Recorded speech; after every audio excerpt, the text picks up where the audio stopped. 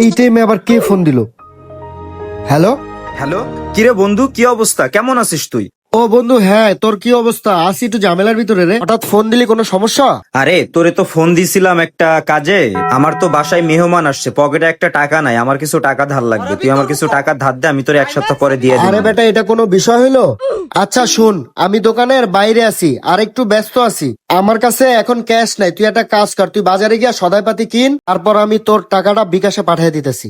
আচ্ছা, আমি বাজার কইরা তোকে ফোন দিতেছি। হ্যাঁ আচ্ছা ঠিক আছে, রাখ। ভাই, আমারে কিছু সদাই দেন। আপনার কি লাগবে ভাইয়া? ভাই, 1 কেজি চিনি, 1 কেজি মুসুরের ডাল, 1 কেজি লবণ, 1 কেজি সয়াবিন তেল, 2টা কেক, আর হচ্ছে হাফ কেজি মুড়ি। এটা আমাকে দেন। জি ভাই, আমি দিচ্ছি, আপনি একটু খারান। সবকিছু ঠিকঠাক ভাবে বেগে নিছি। এই লোন ভাই আপনার বাজার। ভাই, আপনার বিল কত হইছে? 1220 টাকা ভাইজান। আচ্ছা ভাইয়া, আমার কাছে তো ক্যাশ নাই, আমি আপনার বিকাশে দিতেছি। আচ্ছা কোনো সমস্যা নাই, একভাবে দিলেই হবে। কি ব্যাপার, লোকটা বিকাশে টাকা দিব বললা?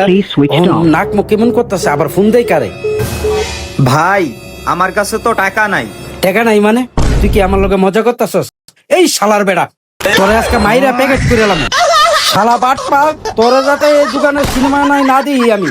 বাইরে শালা, পিছনে আবার তুই তাকাস, দেমু একটা লাত্তি পাছার মাইতে ভাগ আমার দোকানতে। শালা ভাইরাস।